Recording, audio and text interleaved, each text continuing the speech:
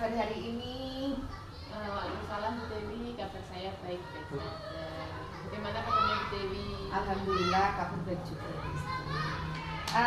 Bu Isti, di sini saya akan melakukan supervisi akademik dengan keterampilan coaching supervisi akademik.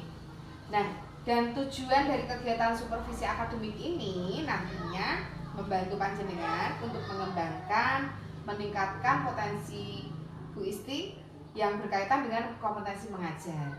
Nah, tentunya dalam praktik pembelajaran berpusat pada murid, gitu nggih. Dalam kegiatan ini nanti ada 3 tahapan. Yang pertama pra observasi, kedua observasi, yang ketiga pasca observasi. Untuk hari ini kita akan melaksanakan yang kegiatan yang pra observasi, begitu nggih. Bu Isti mohon maaf sebelumnya, apakah jenengan merasa terpaksa dalam kegiatan ini, Bu? Tidak Bu Dewi, nanti kan kita dapat berkolaborasi dan belajar bersama. Terima kasih nggih atas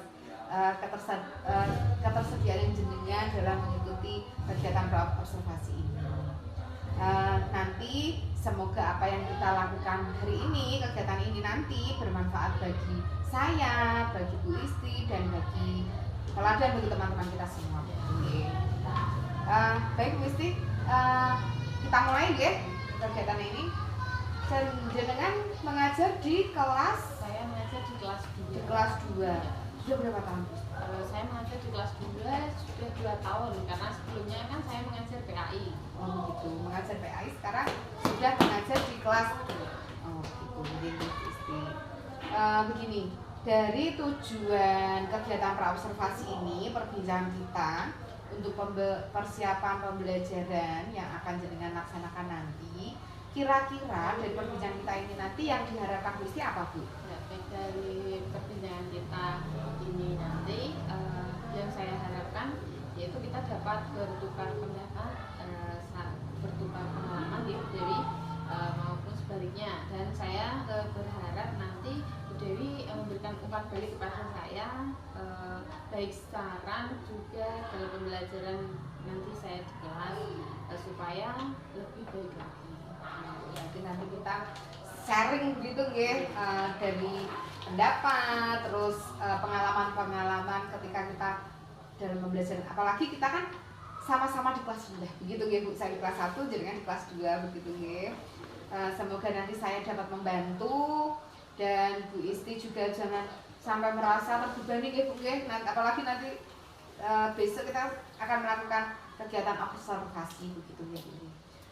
Kalau boleh tahu, besok rencananya jenengan akan mengajarkan materi apa Bu? Saya akan mengajarkan materi tentang bangun datar. Kebetulan besok itu kan gambarnya matematika. Berarti mata pelajaran matematika. Kalau boleh tahu, bangun datarnya nanti yang dijelaskan bangun datar apa Bu? Bangun datar persegi panjang. Jadi anak-anak suruh menggambar begitu? Belum tentu ya, nanti ada kegiatan menggambar, ada juga mempresentasikan. Jadi bangun datar persegi panjang kan Bu. Lalu untuk tujuan pembelajaran yang akan dicapai di materi ini nanti yang jenengan besok sampaikan ke anak-anak, kira-kira tujuan pembelajarannya apa saja? Baik, tujuan pembelajaran yang akan besok berikan yaitu yang pertama, melalui kegiatan mengamati gambar, peserta didik mau menunjukkan sisi bangun persegi panjang dengan benar. Kemudian setelah mengamati benda nyata seperti lap, pel, atau whiteboard, nanti peserta didik dapat menggambar bentuk sisi bangun persegi panjang dengan benar. Itu yang kedua. Ya, baik. Ada lagi Bu? Ada lagi, masih satu lagi, yaitu melalui kegiatan presentasi, peserta didik dapat mengkomunikasikan hasil diskusi dengan baik. Itu tadi berarti ada 3 tujuan pembelajaran yang ingin dicapai di pembelajaran itu. Untuk kesiapan praktik pembelajaran besok, kira-kira apa saja persiapan selain tujuan pembelajaran yang akan dicapai? Kira-kira persiapannya apa lagi Bu? Baik, persiapan yang saya siapkan untuk pembelajaran besok yang pertama yaitu RPP, kemudian media, alat peraga, LKPD serta alat evaluasi untuk peserta didik. Sudah lengkap sekali sepertinya persiapan Bu Isti ini. Lalu di setiap kelas itu kita kan biasanya, apalagi di kelas rendah ya Bu ya, biasanya kita menemukan anak-anak yang memiliki kesiapan belajar yang berbeda-beda. Ada anak yang biasanya cepat sekali menangkap pembelajaran atau materi yang kita sampaikan. Ada juga yang tengah-tengahnya begitu ya Bu. Dan ada juga yang agak lambat sekali dalam menerima pembelajaran tersebut. Agak lama lah ibaratnya begitu ya Bu. Kira-kira untuk menyikapi anak-anak tersebut jenengan bagaimana Bu? Baik, pasti di dalam setiap kelas itu pasti ada problematika seperti itu ya. Jadi ada siswa yang cepat sekali menyerap materi pelajaran dan ada yang lambat dalam memahami pembelajaran.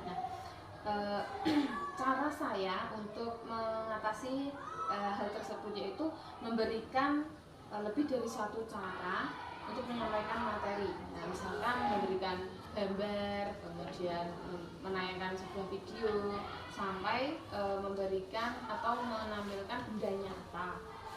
Saya juga menyiapkan lembar kerja yang agak berbeda, dan yang utama saya itu memberikan treatment atau proses yang berbeda dalam menyelesaikan tugas mereka. Berarti Bu Isti sudah menerapkan pembelajaran berdiferensiasi ya, sudah menyiapkannya ya Bu, mulai dari konten atau materi yang akan disampaikan dengan cara-cara yang berbeda. Lalu jenengan juga mempersiapkan konten proses berdiferensiasi pada prosesnya ya Bu ya. Kita jenengan menyiapkan LKPD yang berbeda sesuai kemampuan peserta didik. Begitu ya Bu Isti. Oke. Bu Isti, kira-kira nanti area pengembangan yang hendak dicapai Bu Isti apa saja? Area pengembangan yang akan dicapai dalam pembelajaran ini yaitu saya itu ingin mengembangkan kompetensi pedagogi, di mana anak-anak itu lebih aktif dalam mengikuti pembelajaran. Yang kedua itu saya ingin mengembangkan metode pembelajaran juga. Dan yang ketiga, saya ingin menghidupkan suasana kelas agar lebih aktif dan menyenangkan. Berarti suasana kelas yang aktif ya, berarti kompetensi dalam pengelolaan kelas juga ya Bu ya. Karena pengelolaan kelas itu menurut saya juga penting sekali. Jadi apalagi di kelas rendah itu kan kita membutuhkan mood anak yang baik ya, apalagi dalam menerima pembelajaran matematika. Jadi agar mereka siap, agar mereka dalam mengikuti pembelajarannya merasa enjoy begitu ya Bu. Baik, semoga area kompetensi yang dikembangkan Bu Isti nanti dapat tercapai sesuai dengan harapan panjenengan. Nah, selanjutnya untuk mencapai kompetensi-kompetensi tersebut tentunya akan dibutuhkan strategi yang harus disiapkan nih. Kira-kira strategi apa yang dipersiapkan Bu Isti untuk mencapai kompetensi tersebut? Strategi yang saya siapkan untuk mencapai pembelajaran tersebut yaitu menggunakan pendekatan, menggunakan metode dan model pembelajaran. Bahkan saya juga menyiapkan beberapa media pembelajaran yang disesuaikan dengan materi yang akan kami pelajari, serta kesiapan peserta didik saya ya Bu Dewi. Adapun model yang akan kami gunakan yaitu model PBL, kemudian metodenya yaitu mulai dari pengamatan, tanya jawab, penugasan, diskusi. Kemudian untuk medianya nanti saya menyiapkan gambar, kemudian benda nyata. Jadi benda nyata bentuk daftar saja. Itu ya strategi yang disiapkan oleh Bu Isti. Nah, tadi model pembelajarannya berarti problem based learning ya Bu, PBL. Berarti kan nanti ada diskusi kelompok begitu ya. Jadi jenengan nanti membagi anak-anak dalam kelompok juga ya Bu. Nah, kira-kira Bu, persiapan apa lagi yang jenengan siapkan nanti? Mungkin sudah ya, sudah itu tidak ada lagi Bu Dewi, seperti yang saya sampaikan tadi, sudah sesuai dengan kesiapan saya. Baik, kalau begitu Bu, kira-kira kapan pelaksanaannya? Besok bisa tidak Bu? Insya Allah besok bisa, kan besok jadwalnya jam pertama itu matematika. Oke, berarti besok hari Selasa jam pertama di kelas 2. Nonton nggih Bu Kisti ya. Besok kita akan melakukan kegiatan observasi di kelas 2. Baik Bu Isti, terima kasih atas waktu yang disediakan, kesempatan yang sudah diberikan kepada saya untuk melakukan kegiatan supervisi akademik ini, mulai dari nanti ini kita sudah terlewati ya nanti pra observasinya. Besok kita melakukan observasi dan nanti setelah observasi akan dilakukan kegiatan pasca observasi. Begitu ya Bu Isti. Terima kasih sekali. Mohon maaf jika saya ada kesalahan menyita waktu panjenengan. Begitu ya Bu Isti. Sama-sama Bu Dewi. Saya juga berterima kasih sudah berkolaborasi dan belajar dengan Bu Dewi. Assalamualaikum warahmatullahi wabarakatuh.